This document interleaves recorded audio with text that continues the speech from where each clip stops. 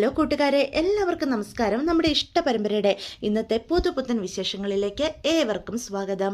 എല്ലാവർക്കും നല്ലൊരു ദിവസമാകട്ടെ എന്ന് ആശംസിച്ചുകൊണ്ട് തന്നെ നമുക്ക് വിശേഷങ്ങളിലേക്ക് കടക്കാട്ടോ. അങ്ങനെ കോടതി നടപടികൾ അതിൻ്റെതായ രീതിയിൽ മുന്നേറിക്കൊണ്ടിരിക്കുകയാണ്. അപ്പോൾ അനുശ്രീയുടെ വക്കീല് അലോകിൻ്റെ മുന്നിൽ കയറി നിന്നിട്ട് ഇങ്ങനെ ചോദിക്കുകയാണ്, കല്യാണ തലേന്ന് എന്തു പറഞ്ഞാണ് താൻ അനുശ്രീയെ തൻ്റെ അടുത്തേക്ക് എത്തിച്ചത് എന്ന് ചോദിക്കുക. അപ്പോൾ അത് കേൾക്കുന്ന അലോക് മറുപടി ഒന്നും പറയാതെ തല കുനിച്ച് നിൽക്കുകയാണ്. തല കുനിച്ച് നിൽക്കാനല്ല, ഞാൻ ചോദിച്ചതിന് ഉത്തരം തന്നേ പറ്റൂ എന്ന് വക്കീൽ നിർബന്ധപൂർവ്വം പറയാം. ഇത് കേൾക്കുന്ന എതിർഭാഗം വക്കീൽ, അതായത് നമ്മുടെ അലോകിൻ്റെ വക്കീൽ എഴുന്നേറ്റ് നിന്നിട്ട് പറയും, ഒബ്ജക്ഷൻ യുവർ ഓണർ, എൻ്റെ കക്ഷിയെ ഇപ്പോൾ തന്നെ കുറ്റം സമ്മതിപ്പിക്കാനുള്ള മനഃപൂർവ്വമായിട്ടുള്ള ഒരു ശ്രമമാണ് എതിർഭാഗം വക്കീൽ നടത്തിക്കൊണ്ടിരിക്കുന്നത്. ബഹുമാനപ്പെട്ട കോടതി അതിനൊരിക്കലും അനുവദിച്ചു കൊടുക്കരുത് എന്ന് പറയാം. ഇത് കേൾക്കുന്ന അനുവിൻ്റെ വക്കീൽ പറയും, ഒരിക്കലുമല്ല, ഇക്കാര്യങ്ങളൊക്കെ ചോദിച്ചറിയേണ്ടത് ഈ കേസിൻ്റെ ഭാഗമായിട്ട് തന്നെയാണ്, അല്ലാതെ ഞാൻ ഒരിക്കലും എതിർകക്ഷി ഇപ്പോൾ തന്നെ കുറ്റക്കാരനാക്കാൻ ശ്രമിച്ചിട്ടില്ല എന്ന് പറയാം. ഇത് കേൾക്കുന്ന ജഡ്ജി പറയും, അലോകിൻ്റെ വക്കീലിനോട് പ്രൊസീഡ് ചെയ്തോളാൻ. പെട്ടെന്ന് തന്നെ അയാൾ വളരെ അഹങ്കാരത്തോടു കൂടി അലോകിൻ്റെ മുന്നിലേക്ക് കയറി നിൽക്കുക. എന്നിട്ട് പറയും, ബഹുമാനപ്പെട്ട കോടതി, ഞാൻ പറയുന്നത് ശ്രദ്ധിച്ച് കേൾക്കണം, ഇതൊരു ഫാബ്രിക്കേറ്റഡ് ആയിട്ടുള്ള സ്റ്റോറിയാണ്. എൻ്റെ കക്ഷി ഈ നിൽക്കുന്ന അലോകിനെ മനഃപൂർവ്വം തെറ്റുകാരനാക്കാനായിട്ട് ഒരു കുടുംബം മുഴുവനും ചേർന്ന് നടത്തിയ ഗൂഢാലോചനയുടെ ഫലമാണ് ഇപ്പോൾ ഇവിടെ അരങ്ങേറിക്കൊണ്ടിരിക്കുന്നത്. എൻ്റെ കക്ഷി അലോകും എതിർകക്ഷി അനുശ്രീയും തമ്മിൽ പ്രണയത്തിലായിരുന്നു എന്നത് ശരി തന്നെയാണ്. എന്നാൽ അനുശ്രീയുടെ വിവാഹം ആലോചിച്ചതോടുകൂടി എൻ്റെ കക്ഷി അലോക് ആ ബന്ധത്തിൽ നിന്നും പിന്നോട്ട് മാറുകയും ചെയ്തു. പക്ഷേ എതിർകക്ഷി അനുശ്രീക്ക് അലോകിനെ മറക്കാനേ സാധിച്ചില്ല. അലോകില്ലാതെ ഒരു ജീവിതം ഉണ്ടാകില്ല എന്നും പറഞ്ഞ് നിരന്തരം എൻ്റെ കക്ഷി അലോകിനെ വിളിച്ച് ഫോണിലൂടെ ഭീഷണിപ്പെടുത്തിക്കൊണ്ടിരിക്കുകയായിരുന്നു അനുശ്രീ. കല്യാണം ആലോചിച്ചപ്പോഴും വീട്ടുകാരെ പിണക്കണ്ടെന്ന് കരുതി എല്ലാവരുടെ മുന്നിൽ സന്തോഷം അഭിനയിച്ചു നിന്ന അനുശ്രീ കല്യാണ തലേന്നും അലോകിനെ വിളിച്ച് ഒരുപാട് കരഞ്ഞു. അലോകില്ലെങ്കിൽ ഞാൻ മരിച്ചു കളയുമെന്ന് വരെ പറഞ്ഞ് എൻ്റെ കക്ഷിയെ ഒരുപാട് ഭീഷണിപ്പെടുത്തി. ഒരു പെൺകുട്ടി താനില്ലെങ്കിൽ മരിച്ചു കളയും എന്നൊക്കെ പറഞ്ഞ് ഈ രീതിയിൽ എൻ്റെ കക്ഷിയുടെ പിന്നാലെ നടക്കുമ്പം മനുഷ്യപ്പറ്റുള്ള ആരും ചെയ്യുന്നതേ എൻ്റെ കക്ഷിയും ചെയ്തിട്ടുള്ളൂ. എൻ്റെ കക്ഷി അനുശ്രീയോട് സംസാരിക്കാനുണ്ടെന്ന് പറയുകയും ചെയ്തു. ഇതറിയുന്ന അനുശ്രീ എങ്ങനെയെങ്കിലും കല്യാണം മുടക്കാനായിട്ട് വീട്ടിൽ ആരോടും പറയാതെ, അച്ഛനോടോ അമ്മയോടോ ആങ്ങളമാരോടോ ആരോടും പറയാതെ, കോടതി ഇത് ശ്രദ്ധിക്കണം, അലോകിൻ്റെ കൂടെ ഇറങ്ങി ചെല്ലുന്നു. എന്നാൽ എൻ്റെ കക്ഷി അലോക് നല്ലൊരു കുടുംബത്തിൽ ജനിച്ചു വളർന്ന വ്യക്തി ആയതുകൊണ്ട് തന്നെ അനുശ്രീയെ കാര്യങ്ങളൊക്കെ പറഞ്ഞ് ബോധിപ്പിച്ച് എങ്ങനെയും വീട്ടിലേക്ക് തിരിച്ചയക്കാനായിട്ടാണ് ശ്രമിച്ചത്. എന്നാൽ അനുശ്രീ അതിനൊരു രീതിയിലും സമ്മതിക്കുന്നില്ല. വാശിപൂർവ്വം ഒരു രാത്രി അലോകിൻ്റെ കൂടെ എവിടെയെങ്കിലും മാറി നിൽക്കണമെന്ന് പറയുന്നു. ഇല്ലെങ്കിൽ ഞാൻ ആത്മഹത്യ ചെയ്യുമെന്ന് പറഞ്ഞ് അലോകിനെ ഭീഷണിപ്പെടുത്തുന്നു. സമ്മർദ്ദത്തിലായ എൻ്റെ കക്ഷി അനുശ്രീയുമായിട്ട് മാറി നിൽക്കുകയാണ് ഉണ്ടായത്. എങ്ങനെയെങ്കിലും കാര്യങ്ങൾ പറഞ്ഞ് മനസ്സിലാക്കി അനുശ്രീയെ പിറ്റേന്ന് രാവിലെ വീട്ടിലെത്തിക്കാനായിരുന്നു അലോകിൻ്റെ ശ്രമം. അതുപോലെ തന്നെ അലോക് മനസ്സിൽ കരുതിയതുപോലെ തന്നെ അനുശ്രീയെ വീട്ടിലേക്ക് എത്തിക്കുകയും ചെയ്തു. എന്നാൽ കാര്യങ്ങളൊക്കെ വീണ്ടും തകിടം മറിയുകയും തൻ്റെ കല്യാണം വീണ്ടും നടന്നാലോ എന്ന ഭയമുള്ള അനുശ്രീ എവിടെയോ കിടന്നൊരു താലയെടുത്ത് സ്വന്തം കഴുത്തിൽ ചാർത്തി അലോകിനെ കല്യാണം കഴിച്ചു എന്ന് അനുശ്രീയുടെ കുടുംബമായ ദേവമംഗലത്തും എൻ്റെ കക്ഷി അലോകിൻ്റെ കുടുംബമായ കൃഷ്ണമംഗലത്തുമുള്ള എല്ലാവരെയും ബോധ്യപ്പെടുത്തുന്നു. ഒരു നിവൃത്തിയുമില്ലാതെ കൃഷ്ണമംഗലത്തുള്ളവർ അനുശ്രീയെ മരുമകളായി വീട്ടിലേക്ക് കൊണ്ടുപോകുന്നു. ഇതാണ് യഥാർത്ഥത്തിൽ നടന്നത്. അല്ലാതെ എൻ്റെ കക്ഷി അലോക് ഈ നിൽക്കുന്ന എതിർകക്ഷി അനുശ്രീയെ ഏതേതെങ്കിലും രീതിയിൽ ഭീഷണിപ്പെടുത്തുകയോ അല്ലെങ്കിൽ അപമാനിക്കപ്പെടുത്താൻ ശ്രമിക്കുകയോ ചെയ്തിരുന്നെങ്കിൽ ഉറപ്പായിട്ടും ആ കുട്ടിക്ക് വീട്ടിലുള്ള ആരോടെങ്കിലും ഇക്കാര്യങ്ങൾ അറിയിക്കാമായിരുന്നല്ലോ. കുട്ടിയുടെ ഇഷ്ടപ്രകാരം നടന്ന കാര്യങ്ങളാണ് ഇവിടെ അരങ്ങേറിയതെല്ലാം. അതിനുശേഷം എൻ്റെ കക്ഷി അലോകിനെതിരെ കേസ് കൊടുത്ത് അവൻ്റെ ജീവിതം തന്നെ നശിപ്പിക്കാൻ ശ്രമിച്ച ഈ അനുശ്രീ എന്ന പെൺകുട്ടിക്കെതിരെയാണ് കോടതി കേസെടുക്കേണ്ടത്. ഇങ്ങനെയുള്ള പെൺകുട്ടികളാണ് നമ്മുടെ നാടിൻ്റെ ശാപം എന്ന് പറയാം. അപ്പോൾ ഇത് കേൾക്കുന്ന അച്യുതന് ഒരുപാട് സന്തോഷമാവുക. തൻ്റെ മകനെ ഇപ്പം തന്നെ ഈ രവിവർമ്മ വക്കീൽ പുറത്തിറക്കിക്കൊണ്ട് പോകും എന്നൊരു അഹങ്കാരം ഉണ്ടാവുക. എന്നാൽ ഗോമതിക്ക് തൻ്റെ മകളെ ഈ രീതിയിൽ അപമാനിക്കുന്നത് കേട്ടു നിൽക്കാനായിട്ട് സാധിക്കുന്നില്ല. അതുകൊണ്ട് തന്നെ പെട്ടെന്ന് എഴുന്നേറ്റ് നിന്നിട്ട് പറയും, ഇല്ല, ഇവിടെ പറയുന്നതെല്ലാം പച്ചക്കള്ളവാണ്. ഈ വക്കീല് ഇവിടെ പറഞ്ഞത് മുഴുവനും കള്ളവാ. എൻ്റെ മകളുടെ ജീവിതം ഇല്ലാതാക്കി ജീവിതം നശിപ്പിക്കാൻ നോക്കിയവനാ ഈ നിൽക്കുന്ന അലോക്. കോടതി ഇതൊന്നും വിശ്വസിക്കരുത് എന്ന് പറയാണ് കേട്ടോ. അപ്പോൾ ജഡ്ജി പറയും, നിങ്ങൾ അവിടെ ഇരിക്കൂ. ഇനിയും ഈ രീതിയിൽ നിങ്ങൾ പെരുമാറിക്കഴിഞ്ഞാൽ കോടതി നടപടികൾ ശരിയായി നടത്താൻ നിങ്ങൾ സമ്മതിക്കാത്തതിൻ്റെ പേരിൽ നിങ്ങൾക്കെതിരെ എനിക്ക് കേസ് എടുക്കേണ്ടതായിട്ട് വരും. ഇത് രണ്ടാമത്തെ തവണയാണ് നിങ്ങൾ നിയമം ലംഘിച്ച് ഇവിടെ പെരുമാറുന്നത് എന്ന് പറയാം. അത് കേൾക്കുന്ന ബാലൻ ഗോമതിയോട് പറയും, എൻ്റെ പൊന്നു ഗോമതി, നീ അവിടെയൊന്ന് ഇരിക്കുക എന്ന് പറയാം. ബാലേട്ട കേട്ടില്ലേ ആ വക്കീല് നമ്മുടെ അനുക്കുട്ടിയെ പറ്റി എന്തൊക്കെ മോശങ്ങളായിട്ടാണ് സംസാരിച്ചത്. നമ്മുടെ മോള് അത്രയ്ക്ക് മോശമായിട്ടല്ലേ അയാൾ ഈ കോടതിയിൽ ചിത്രീകരിച്ചത്. ഇതൊന്നും സഹിച്ച് കേട്ടു നിൽക്കാനൊന്നും ഈ ഗോമതി കിട്ടില്ല. ഗോമതി എന്നും കരുതി ഇങ്ങനെ കോടതിയിൽ വിളിച്ച് പറയാനൊന്നും പറ്റത്തില്ല. നീ സമാധാനപ്പെടുക എന്നും പറഞ്ഞ് ബാലന് ഒരു വിധത്തിൽ ഗോമതിയെ പിടിച്ച് അവിടെ ഇരുത്തുകയാണ് കേട്ടോ. തന്നെപ്പറ്റി വക്കീൽ പറയുന്ന കാര്യങ്ങൾ കേൾക്കുന്ന അനുശ്രീക്കും ഒരുപാട് സങ്കടം തോന്നുകയാണേ. താൻ ഇങ്ങനെയൊക്കെ ഇയാൾ എന്താ വിളിച്ചു പറയുന്നത് എന്നുള്ള രീതിയിൽ അനുശ്രീ വക്കീലിനെ നോക്കി നിൽക്കുകയാണ്. ഇതേ സമയം അച്യുതന് പ്രതീക്ഷയുണ്ട് കേട്ടോ, എങ്ങനെയും അലോകിനെ ഇറക്കിക്കൊണ്ട് പോകാനായിട്ട് സാധിക്കുമെന്ന്. അപ്പോൾ അനുവിൻ്റെ വക്കീൽ ഇടയ്ക്കിടയ്ക്ക് ഒബ്ജക്ഷൻ യുവർ ഓണർ എന്നും പറഞ്ഞ് അലോകിൻ്റെ വക്കീലിനെ എതിർക്കാനായിട്ട് ശ്രമിക്കുന്നുണ്ടെങ്കിൽ പോലും ജഡ്ജി അലോകിൻ്റെ വക്കീലിന് സംസാരിക്കാനുള്ള അവസരം കൊടുത്തുകൊണ്ടിരിക്കുക തന്നെയാണ് ചെയ്യുന്നത്. അവസാനം ഇത്രയും പറഞ്ഞതിന് ശേഷം അനുവിനെ വാദിക്കാനുള്ള അനുമതിക്കായിട്ട് ജഡ്ജിയോട് അലോകിൻ്റെ വക്കീൽ അനുമതി ചോദിക്കുകയാണ് കേട്ടോ. ഈ സമയം ജഡ്ജി പറയും, ഈ കേസ് ഉച്ചയ്ക്ക് ശേഷത്തേക്ക് മാറ്റി വെച്ചിരിക്കുന്നു. അനുശ്രീയെ വാദിക്കാൻ ഈ ഉച്ചയ്ക്ക് ശേഷമായിരിക്കും സാധിക്കുക എന്ന് എല്ലാവരെയും അറിയിക്കുകയാണ് കേട്ടോ. അപ്പം അനുവിൻ്റെ കേസിൻ്റെ നടപടികൾ ഉച്ചയ്ക്ക് മുൻപുള്ളത് അവസാനിപ്പിച്ചത് കൊണ്ട് തന്നെ എല്ലാവരും പുറത്തേക്ക് ഇറങ്ങുകയാണ്. അപ്പം അനു ആകെ ടെൻഷനോടെ ഇങ്ങനെ നിൽക്കുന്ന കാണുന്ന ഗോമതി പറയും, എൻ്റെ മോള് ഇതൊന്നും കണ്ടും കേട്ടും ടെൻഷൻ അടിക്കണ്ട, എല്ലാം ശരിയാകും. അമ്മയും അച്ഛനും എൻ്റെ മോളുടെ കൂടെ തന്നെയുണ്ട്. അപ്പം ബാലൻ പറയും കേട്ടോ, മോള് സങ്കടപ്പെടേണ്ട, അയാൾ പല രീതിയിലുള്ള ചോദ്യങ്ങൾ ചോദിക്കും, പക്ഷെ അതിലൊന്നും എൻ്റെ മോള് പതറിപ്പോകരുത്. ഇവിടെ തെറ്റ് ചെയ്തിരിക്കുന്നത് അലോകാണ്. എൻ്റെ കുഞ്ഞിൻ്റെ ജീവിതം ഇല്ലാതാക്കാൻ നോക്കിയതും അലോകാണ്. അതുകൊണ്ട് സത്യത്തിൽ എന്തൊക്കെ നടന്നോ അതെല്ലാം ഒന്നും മറച്ചു വയ്ക്കാതെ എൻ്റെ മോള് കോടതി മുന്നാകെ അവതരിപ്പിക്കണം. അലോകിൻ്റെ വക്കീൽ തിരിച്ചും മറിച്ചും പല രീതിയിൽ മോളെ അപമാനിക്കാൻ ശ്രമിച്ചേക്കാം, പക്ഷെ അതിനു മുന്നിലൊന്നും പതറിപ്പോകരുത് എന്ന് പറഞ്ഞു കൊടുക്കുക.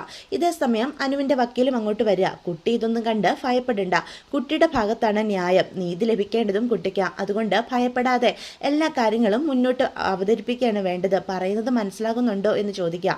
ഇതേ സമയം പോലീസുകാർ അലോകിനും കൊണ്ട് ആ വഴിക്ക് വരികയാണ്. അപ്പം പോലീസുകാരുടെ കൂടെ കൈ വിലങ്ങും വെച്ച് അലോക് നടന്നു പോകുന്ന കാണുന്ന അനു അലോകിനെ തന്നെ സൂക്ഷിച്ച് നോക്കി നിൽക്കുക. അപ്പം അനുശ്രീയുടെ സഹതാപത്തോടെയുള്ള നോട്ടം കാണുന്ന ബാലൻ ചോദിക്കും, മോൾ എന്താ അവനെ ഇങ്ങനെ തുറച്ചു നോക്കുന്നത്? ഏയ് പാവം വച്ചാ, അവൻ പോലീസ് സ്റ്റേഷനിലൊക്കെ കയറി ആകെ വല്ലാതായിട്ടുണ്ടല്ലേ, കണ്ടപ്പം പാവം തോന്നുന്നു എന്ന് പറയാം. അത് കേൾക്കുന്ന ആരും പറയും, എന്തിനാ അനുക്കുട്ടി നീ അവനോടൊക്കെ സഹതാപം കാണിക്കാൻ പോകുന്നത്? അവൻ നല്ല കാര്യമൊന്നും ചെയ്തിട്ടല്ലല്ലോ ഇപ്പൊ ജയിലിൽ കിടക്കുന്നത്. എൻ്റെ മോളുടെ ജീവിതം ഇല്ലാതാക്കാൻ നോക്കിയവനല്ലേ അവൻ എന്ന് ആരും ചോദിക്കുക. അനുവിനോട് അവൻ ചെയ്ത കാര്യങ്ങളൊക്കെ മോൾക്ക് ഇത്ര വേഗം മറക്കാനായിട്ട് സാധിച്ചോ എന്ന് വീണ്ടും ചോദിക്കുക. പെട്ടെന്ന് ഗോമതിയും പറയും, മോള് ഒരു രീതിയിലും അവനോട് ഒരു സഹതാപം കാണിക്കേണ്ട ആവശ്യമില്ല. ദൈവാനുഗ്രഹം ഉള്ളതുകൊണ്ടാണ് അവൻ്റെ കയ്യിൽ നിന്നും എൻ്റെ കുഞ്ഞിനെ ഞങ്ങൾക്ക് തിരിച്ചു കിട്ടിയത്. അല്ലെങ്കിൽ അവൻ്റെ കൂടെ ഒരു ജീവിതകാലം മുഴുവനും നിനക്ക് ജീവിക്കേണ്ടി വരുമായിരുന്നു. എന്താകുമായിരുന്നു മോളെ നിൻ്റെ അവസ്ഥ എന്ന് ചോദിക്കുക. അത് കേൾക്കുമ്പോഴത്തേക്കും അനുവും അതിനെപ്പറ്റി ആലോചിച്ച് നിൽക്കുവാണ് കേട്ടോ. അത് കാണുന്ന ആരും പറയും, ഈ കോടതിയും ഇവിടുത്തെ അന്തരീക്ഷവും ഒക്കെ കണ്ട് മോൾ ആകെ ഭയന്നിട്ടുണ്ട്. ഇതൊന്നും കണ്ട് മോള് ഭയപ്പെടേണ്ട ഒരാവശ്യമില്ല.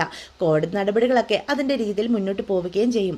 ഉച്ച കഴിയുമ്പം അലോകിൻ്റെ വക്കീലെ മോളോട് പല രീതിയിലുള്ള ചോദ്യങ്ങൾ ചോദിച്ചേക്കാം. അതിലൊന്നും തളരാതെ എൻ്റെ മോള് സത്യസന്ധമായി ഉത്തരം പറയണം. ഏട്ടൻ പറയുന്നത് മനസ്സിലാകുന്നുണ്ടോ എന്ന് ചോദിക്കുകയാണ് കേട്ടോ.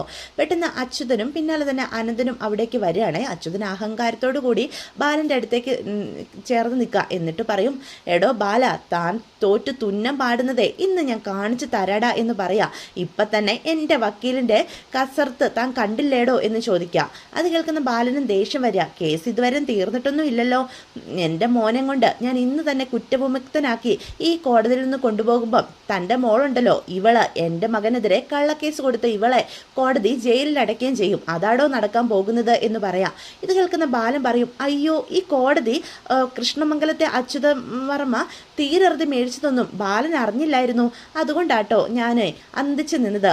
എന്തായാലും അതൊന്ന് കാണണം. തൻ്റെ മോൻ പുണ്യപ്രവൃത്തി ചെയ്തിട്ടാണല്ലോ ജയിലിൽ കിടക്കുന്നത്. എൻ്റെ മകളുടെ ജീവിതം വെച്ച് അവൻ കളിച്ചതും പോരാ, എന്നിട്ട് അവനെപ്പറ്റി താൻ പുണ്യാളനാക്കി പറയുന്നത് കേട്ടു നിൽക്കാൻ ഈ ബാലനെ കിട്ടില്ല. എന്തായാലും കോടതി നടപടികൾ അവസാനിച്ചിട്ടില്ലല്ലോ.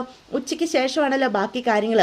തൻ്റെ മകന് ജാമ്യം പോലും കിട്ടാൻ പോകുന്നില്ലടോ എന്ന് ബാലൻ അച്യുതനോട് പറയാം. അല്ലെങ്കിലും ഇനി എൻ്റെ മകന് ജാമ്യത്തിൻ്റെ ഒരാവശ്യമില്ല. ഈ കോടതി അവനെ കുറ്റവിമുക്തനാക്കുന്നത് താനും തൻ്റെ കുടുംബവും കാണും. ഇവളുണ്ടല്ലോ, ഈ അനുശ്രീ, ഇവളെ ആ കോടതി ശിക്ഷിക്കാൻ പോകുന്നത്. അപ്പോഴത്തേക്കും ബാലന് നല്ല ദേഷ്യം വരികയാണേ. ഇത് കാണുന്ന അനന്തം പറയും, അച്യുത, കോടതിയിൽ നിന്നൊരു സംസാരം അത് വേണ്ട. ഇത് കോടതി മുറ്റുവാ. ഇതൊന്നും ശരിയല്ല. ഏട്ടാ, നമ്മളോട് ഇത്രയൊക്കെ ചെയ്തിട്ടും അവൻ്റെ അഹങ്കാരം കണ്ടില്ലേ? ഇതൊക്കെ സഹിച്ചു നിൽക്കാൻ എന്നെക്കൊണ്ട് സാധിക്കില്ല. അത് കേൾക്കുന്ന ബാലൻ പറയും, എടാ, എനിക്ക് അഹങ്കരിക്കാം, സത്യം എൻ്റെ മോളുടെ ഭാഗത്താ. അതുകൊണ്ട് തന്നെ ഈ ബാലൻ അഹങ്കരിക്കും. പക്ഷെ നീ ആ ഫ്രോഡ് ചെറുക്കൻ്റെ തന്തയാ. നിനക്ക് അഹങ്കരിക്കാൻ ഒരു അവകാശവും ഇല്ലടാ എന്ന് പറയാം. എൻ്റെ മോനെ നീ എന്താടാ പറഞ്ഞത്, ഫ്രോഡെന്നോ എന്ന് പറഞ്ഞ് അച്യുതൻ ബാലനെ അടിക്കാനായിട്ട് വരിക. പെട്ടെന്ന് അനന്തൻ ഇടയ്ക്ക് കയറും. നീ എന്താ ഈ കാണിക്കുന്നത്? വെറുതെ നീ ആയിട്ടൊരു പ്രശ്നത്തിന് പോകരുത്, അത് നമുക്ക് ദോഷം ചെയ്യും. എടാ ബാലാം, ഞാൻ വെറുതെ ഇരിക്കില്ലടാ. ഹൈക്കോടതിയിലെ കൊടി കെട്ടിയ വക്കീലിനെ കൊണ്ടുവന്നതേ വെറുതെ ഒന്നുമല്ല. അത് നിനക്ക് കുറച്ച് കഴിയുമ്പോൾ ബോധ്യപ്പെടും. എടാ, സത്യം ഞങ്ങളുടെ ഭാഗത്തുള്ളപ്പം നീ ഹൈക്കോടതിയിലെ അല്ല സുപ്രീം കോടതിയിലെ വക്കീലിനെ കൊണ്ടുവന്നാലും ഈ ബാലൻ പേടിക്കില്ലടാ. എനിക്കതൊരു വിഷയവും അല്ലടാ എന്ന് പറയാം. എടാ എന്തു പറഞ്ഞടാ എന്നും പറഞ്ഞുകൊണ്ട് അച്യുതൻ വീണ്ടും ബാലൻ്റെ മുന്നിലേക്ക് വരിക. അപ്പോൾ ബാലനും വിട്ടുകൊടുക്കുന്നില്ല കേട്ടോ. ഇത് കാണുന്ന ബാലൻ്റെ വക്കീൽ പറയും, ചേട്ടാ ഇവിടെ വെച്ചൊരു പ്രശ്നം ഉണ്ടാക്കരുത്, ഇതൊക്കെ കേസിനെ സാരമായി ബാധിക്കും എന്ന് പറയാം. കോടതിക്ക് പുറത്തുള്ള ഓരോ കാര്യവും കോടതിയുടെ അകത്തും ചിലപ്പോൾ വിഷയമാകും എന്ന് പറയാം. അത് പെട്ടെന്ന് തന്നെ അച്യുതൻ്റെ വക്കീലും അങ്ങോട്ട് വരിക. മിസ്റ്റർ അച്യുതവർമ്മ, കോടതിക്ക് പുറത്തുള്ള വക്കേറ്റങ്ങൾ കൊണ്ട് ഈ കേസ് ജയിക്കാനാകില്ല എന്ന് പറഞ്ഞ് മനസ്സിലാക്കുക. അതിന് ഒരു വക്കീലിൻ്റെ ബുദ്ധി തന്നെ വേണം. നിങ്ങളുടെ മകന് വേണ്ടി കോടതിയിൽ വാദിക്കാൻ ഞാനുണ്ട്. അതുകൊണ്ട് ഇനി ഒരു വാക്ക് പോലും വേണ്ട. ഇതൊക്കെ ചിലപ്പം കേസിനെ സാരമായി തന്നെ ബാധിക്കും എന്ന് പറയാം. വരൂ, എൻ്റെ കൂടെ വരൂ, എനിക്ക് കുറച്ച് സംസാരിക്കാനുണ്ട്. അപ്പോൾ ആനന്ദൻ അച്യുതനോട് പറയും, നീ വാ, ആ വക്കീൽ വിളിച്ചത് കേട്ടില്ലേ എന്ന് പറയാം. പെട്ടെന്ന് ആരും ചോദിക്കും, നമുക്ക് എന്തെങ്കിലും കഴിച്ചാലോ? ഇനി 2 മണിക്കല്ലേ കോടതി ഉള്ളൂ. അത് ശരിയാ എന്ന് ബാലൻ അപ്പോൾ പറയാം. എങ്കിൽ നിങ്ങൾ പോയി കഴിച്ചിട്ട് വരൂ എന്ന് വക്കീലും പറയാം. അയ്യോ വക്കീൽ വരുന്നില്ലേ, നമുക്ക് എല്ലാവർക്കും കൂടി പോയി കഴിക്കാം എന്ന് ബാലൻ പറയാം. എൻ്റെ ഭാര്യ ഇതേ കോടതിയിൽ തന്നെയാണ് പ്രാക്ടീസ് ചെയ്യുന്നത്. ദിവസവും ഞങ്ങൾ ഒരുമിച്ചാണ് ഭക്ഷണം കഴിക്കുന്നത്. ആ പതിവ് ഇന്നും തെറ്റിക്കേണ്ട കാര്യമില്ലല്ലോ. നിങ്ങൾ പോയി കഴിച്ചിട്ട് വാ. 2 മണിക്ക് മുന്നേ നിങ്ങൾ കോടതിയിൽ ഹാജരാകണം എന്ന് പറയാം. ഇത്രയും പറഞ്ഞതിന് ശേഷം വക്കീൽ അകത്തേക്ക് കയറി പോവാണ് കേട്ടോ. ഇതേ സമയം കൃഷ്ണമംഗലത്ത് എല്ലാവരും ടെൻഷനോടെ ഇരിക്കുക. രാജശ്രീ ആണെങ്കിൽ തുടരെ അച്യുതനെ ഫോൺ വിളിക്കുന്നുണ്ട്. എനിക്ക് ഒരു സമാധാനം കിട്ടുന്നില്ല ഏടത്തി. കോടതിയിൽ ഇപ്പം എന്തായോ ആവോ, അച്ചുവേട്ടനാണ് വിളിക്കുന്നുമില്ല എന്ന് പറഞ്ഞ് അങ്ങോട്ടും ഇങ്ങോട്ടും നടക്കുവാണ് കേട്ടോ രാജശ്രീ. അലോകിനെ കൊണ്ടേ മടങ്ങി വരുവളെന്നും പറഞ്ഞിട്ടല്ലേ അവർ പോയിരിക്കുന്നത് എന്ന് അപ്പം നന്ദിത പറയാം. അങ്ങനെ തന്നെ സംഭവിക്കും രാജശ്രീ, നീ ഇങ്ങനെ ടെൻഷൻ അടിച്ചിട്ട് എന്താ കാര്യം എന്ന് പറയാം. അതല്ല ഏടത്തി, അവിടുത്തെ കാര്യങ്ങളൊക്കെ എന്തായി എന്ന് അറിയണം. പിന്നെ ഉണ്ടല്ലോ ആ അനുശ്രീ ഉണ്ടല്ലോ, അവൾ എങ്ങനെ മൊഴി കൊടുക്കും എന്നതിനെ ആശ്രയിച്ചായിരിക്കും കാര്യങ്ങൾ എന്ന വക്കീൽ പറയുന്നത്. പക്ഷേ നമ്മുടെ വക്കീൽ സ്ട്രോങ് അല്ലേ രാജശ്രീ, പിന്നെ നീ എന്തിനാ ഭയപ്പെടുന്നത്? അനുശ്രീ പറയുന്നതൊക്കെ വക്കീല് കൃത്യമായിട്ട് നേരിടും. അതോ വലിയൊരു വക്കീലിനെയല്ലേ അനന്തേട്ടൻ ഏർപ്പാടാക്കിയിരിക്കുന്നത്? ഒരു അനുശ്രീ, അവൾ ഒറ്റ ഒരുത്തി കാരണമാണ് ഈ പ്രശ്നങ്ങൾ മുഴുവനും ഉണ്ടായത്. ഇവിടെ കയറി വന്ന് അവൾ നാടകം കളിച്ചിരിക്കുന്നു. നമ്മുടെ ഓരോരുത്തരുടെ മുഖത്ത് അടിച്ചിട്ടിറങ്ങി പോകുന്നത് പോലല്ലേ അവൾ പോയത്. ദേ നന്ദിതേടത്തി, ഞാൻ വീണ്ടും പറയാം, എത്രയും വേഗം മിത്രയെ തിരികെ എത്തിക്കണം.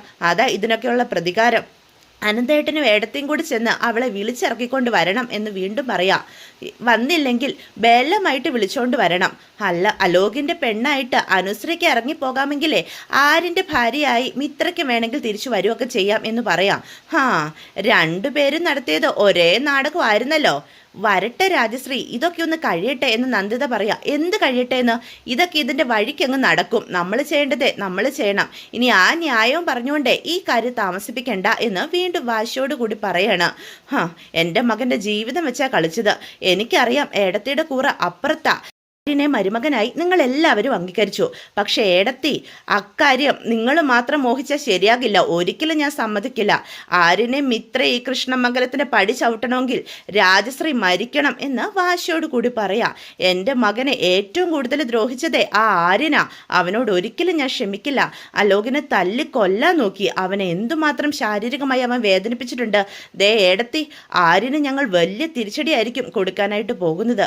ചിലപ്പം അവൻ ഈ ഭൂമിയിൽ പോലും കാണാത്ത രീതിയിലായിരിക്കും ഞങ്ങൾ പ്രതികാരം ചെയ്യാനായിട്ട് പോകുന്നത്. അതാ പറഞ്ഞത്, മിത്ര എത്രയും വേഗം ഇങ്ങോട്ട് വിളിച്ചുകൊണ്ട് വരണോന്ന്. അവളിവിടെ ഇനി നിൽക്കട്ടെ. അങ്ങനെയാണെങ്കിൽ ആരിൻ്റെ കാര്യത്തിൽ ചില വിട്ടുവീഴ്ചകളൊക്കെ ചെയ്യാം. പെട്ടെന്ന് നന്ദിതയ്ക്ക് അങ്ങോട്ട് ദേഷ്യം വരിക. നിർത്തടി, പറഞ്ഞു നീ എങ്ങോട്ടാ? നീ പറയുന്നതെല്ലാം ഞാൻ കേട്ട് നിൽക്കുന്നുണ്ടെന്ന് കരുതി എനിക്ക് ഒരു കഴിവുമില്ലാത്തവളായിട്ട് നീ കാണരുത്. അല്ലെങ്കിൽ തന്നെ ആരിനെ ഇല്ലാതാക്കാൻ നീ ആരാ? ഈ ഭൂമിയിൽ നിന്ന് പോലും അവനെ ഇല്ലാതാക്കും പോലും അതിന് ദൈവമൊന്നും അല്ലല്ലോ നീ. നിന്റെ മകൻ്റെ കേസ് ഇപ്പോൾ കോടതിയിൽ നടന്നുകൊണ്ടിരിക്കുക. ഈ ദുഷ്ട മനസ്സ് മാറ്റി വെച്ചിട്ട് നിന്റെ മകന് വേണ്ടി അവനെ വെറുതെ വിടാനായിട്ട് ഉള്ളൊരുക്കി പ്രാർത്ഥിക്കുക. മറ്റുള്ളവരുടെ നാശം കാണാൻ ആഗ്രഹിച്ചാൽ അതിൻ്റെ ഭവിഷ്യത്തുകൾ പോലും നീ അനുഭവിക്കേണ്ടി വരുമെന്ന് ചിന്തിക്കാനുള്ള സാമാന്യ ബോധം പോലും നിനക്ക് നിങ്ങൾക്കില്ലേ രാജശ്രീ എന്ന് നന്ദിത ദേഷ്യത്തോടു കൂടി ചോദിക്കുക. എന്തൊക്കെ ദുഷ്ടത്തരമാണ് നിങ്ങളുടെയൊക്കെ മനസ്സിലിരിക്കുന്നത് എന്ന് പറയാം. ഏടത്തി എന്തിനാ ദേഷ്യപ്പെടുന്നത്? നമ്മൾ ഒരു കുടുംബത്തിൽ ജീവിക്കുന്നവരാ, ഏട്ടൻ അനിയന്മാരുടെ ഭാര്യമാരുവാ. ആ ഒരു സ്നേഹം നമുക്കിടയിൽ ഉണ്ടാവണം. ഇത്രയും കാലം ഉണ്ടായിരുന്നു, ഇനിയും നമ്മളെല്ലാവരും ഒറ്റക്കെട്ടായിട്ട് മുന്നോട്ട് പോകണം എന്ന് രാജശ്രീ പെട്ടെന്ന് നന്ദിതയോട് പറയണേ, നന്ദിതയെ അനുനയിപ്പിക്കാനായിട്ട്. പെട്ടെന്ന് രാജശ്രീയുടെ ഫോൺ ബെല്ലടിക്കുക. പെട്ടെന്ന് രാജശ്രീയുടെ ഫോൺ ബെല്ലടിക്കുകയാണ് കേട്ടോ. അയ്യോ, അച്ചുവേട്ടനായിരിക്കും. എന്തായിന്ന് ഞാനൊന്ന് നോക്കട്ടെ. ഹലോ അച്ചുവേട്ട, എന്തായി? അവനെ വെറുതെ വിട്ടല്ലോ അല്ലേ? വാദം കഴിഞ്ഞിട്ടില്ല രാജശ്രീ, നീ ഒന്ന് അടങ്ങ് എന്ന് പറയാ. ഉച്ചയ്ക്ക് ശേഷം അനുശ്രീയുടെ വാദം. പേടിക്കാനൊന്നുമില്ല, നമ്മുടെ വക്കീൽ പൊളിച്ചടുക്കിയിട്ടുണ്ട്. അനുശ്രീ ഇപ്പം തന്നെ വരണ്ട് നിൽക്കുക, നീ ഒന്നും ഓർത്ത് ഭയപ്പെടേണ്ടതില്ല. വക്കീലിൻ്റെ ചോദ്യത്തിനു മുന്നിൽ അവൾ പതറി ബോധം കിട്ടുപോകും, അതെനിക്ക് ഉറപ്പാ. അത് മതി, അത്രയും കേട്ടാ മതി. ഞാനിവിടെ ആദ്യ കയറി നിൽക്കുമായിരുന്നു. എന്തായി? അവനെ ഇന്ന് കൊണ്ടുവരുമെന്നറിയാൻ. അലോക് എങ്ങനെയുണ്ട്? അവന് ചെറിയൊരു വിഷമമുണ്ട്. വിധി വരുന്നതോടുകൂടി എല്ലാം മാറും. പെട്ടെന്ന് വായേട്ടാ, ഞാൻ അലോകിനെ കാണാൻ വേണ്ടി കൊതിച്ചിരിക്കുക. വിധി വന്നു കഴിഞ്ഞാൽ അരമണിക്കൂറിനുള്ളിൽ ഞങ്ങൾ അവിടെ എത്തും. നീ സമാധാനപ്പെട് എന്ന് രാജശ്രീയോട് പറഞ്ഞിട്ട് അച്യുതൻ ഫോൺ വെക്കുക. എന്തായി? നന്ദിത ഏടത്തി, എല്ലാം മംഗളമായിട്ട് വരിക. ഏടത്തി, നമ്മുടെ വക്കീൽ പൊളിച്ചടുക്കൂന്നാ പറയുന്നത്. നമ്മൾ ജയിക്കും, അതെനിക്ക് ഉറപ്പാ. ആ ദേവമംഗലമേ തോട്ട് തുന്നം പാടും. ഈശ്വര, എല്ലാം നന്നായിട്ട് വരണേ എന്ന് നന്ദിത പ്രാർത്ഥിക്കാം. അലോകിനെ വെറുതെ വിടണേ എന്ന് പ്രാർത്ഥിക്കാം. അങ്ങനെ തന്നെ നടക്കൂള എടുത്തി, നമ്മുടെ കൂടെ ദൈവമുണ്ട്. എൻ്റെ മോനെ വെറുതെ വിടുക തന്നെ ചെയ്യും എന്ന് പറയാം. ഇതേ സമയം ഉച്ചയ്ക്ക് ശേഷം ഉള്ള കോടതി വിചാരണയ്ക്കായിട്ട് എല്ലാവരും കാത്തിരിക്കാൻ കേട്ടോ. വീണ്ടും പോലീസുകാർ അലോകിനെയായിട്ട് കോടതിയിലേക്ക് വരിക. ഇതേസമയം അനുശ്രീയാണെങ്കിൽ ഇതെല്ലാം കണ്ടും കേട്ടും ആകെ തകർന്നു നിൽക്കുക. അനുവിനാണെങ്കിൽ അലോകിൻ്റെ അവസ്ഥ കാണുമ്പം പാവത്താൻ തോന്നുന്നുണ്ട് കേട്ടോ. അലോകിനോടുള്ള ഈ സോഫ്റ്റ് കോർണർ കാണുന്ന ഗോമതി അനുവിനെ തന്നെ സൂക്ഷിച്ചു നോക്കുവാണേ. വീണ്ടും അലോക് അനുവിനെ തന്നെ ഇങ്ങനെ നോക്കി നിൽക്കുകയാണ്. അനുശ്രീയും ഗോമതിയും അവിടെ കോടതിയുടെ വരാന്തയിൽ ഇരിക്കുവാണ് കേട്ടോ, ഒരു കസേരയിൽ. അപ്പം ഗോമതിക്ക് നല്ല ദേഷ്യമാണ് വരുന്നത്. എൻ്റെ മകളുടെ ജീവിതം നശിപ്പിച്ചവനല്ലേ ഇവനെ ശിക്ഷ കൊടുക്കണം എന്നൊക്കെ ഗോമതി മനസ്സിലിങ്ങനെ ചിന്തിക്കുകയാണ് കേട്ടോ. എന്താ മോളെ, നീ എന്താ ഈ ആലോചിച്ച് കൂട്ടുന്നത് എന്ന് ഗോമതി വീണ്ടും ചോദിക്കുക. ഒന്നുമില്ല എന്ന് പറയാ. പക്ഷേ നമ്മുടെ അനുവിൻ്റെ മനസ്സിലൂടെ അന്ന് നടന്ന സംഭവങ്ങളെല്ലാം കടന്നു പോവാണ്. കള്ളം പറഞ്ഞ് അലോക് തന്നെ അടുത്തേക്ക് ക്ഷണിക്കുന്നതും തന്നെ കിഡ്നാപ്പ് ചെയ്തുകൊണ്ട് പോകുന്നതും ഒരു മുറിയിൽ പൂട്ടിയിടുന്നതും പിറ്റേ ദിവസം രാവിലെ താനൊരു തെറ്റും ചെയ്യാത്തതുപോലെ അനുവിനെ കൊണ്ടുപോയി അലോക് ദേവമംഗലത്ത് എത്തിക്കാൻ നോക്കുന്നതും അനുശ്രീക്ക് ഒരു നിവൃത്തിയില്ലാതെ തൻ്റെ കുടുംബത്തിൻ്റെ മാനം രക്ഷിക്കാനായിട്ട് ആ താലി എടുത്ത് കെട്ടി അലോകിനോട് പ്രതികാരം വീട്ടാൻ കൃഷ്ണമംഗലത്തേക്ക് പോയതും ഒക്കെ ചിന്തിക്കുക. അപ്പം പെട്ടെന്ന് ഗോമതി വിളിക്കുക. അനു മോളെ, നിനക്ക് എന്താ പെട്ടെന്ന് ടെൻഷന് പോലെ എന്ന് ചോദിക്കുക. ഒന്നുമില്ലമ്മേ എന്ന് പറയാം. ഇതേ സമയം എല്ലാവരും കോടതിക്കുള്ളിൽ കയറിയിട്ടുണ്ട് കേട്ടോ. ജഡ്ജിയും ഹാജരായിട്ടുണ്ട്. കോടതി നടപടികൾക്കായിട്ട് എല്ലാവരും അക്ഷമരായിട്ട് കാത്തിരിക്കുകയാണ് കേട്ടോ. അച്യുതൻ്റെ വക്കീലും വളരെയേറെ കോൺഫിഡൻസോട് നിൽക്കുക. അപ്പം നമ്മുടെ അനു ആണെങ്കിൽ ടെൻഷൻ അടിച്ചിരിക്കുന്ന കാണുന്ന ഗോമതി ആര്യനും പറയും, നീ ധൈര്യമായിട്ട് ഇരിക്കുക എന്ന് പറയാം. ഇതേ സമയം അനുവിൻ്റെ കേസ് വിളിക്കുകയാണ്. CW അനുശ്രീ എന്ന് പറയാം. അനു പെട്ടെന്ന് പേടിച്ചിരിക്കുക. ബാലേട്ട, ദേ നമ്മുടെ മോളെ വിളിച്ചു, എനിക്ക് പേടിയാകുന്നു. മോളെ, നീ ഒന്നും ഓർത്തും പേടിക്കണ്ട.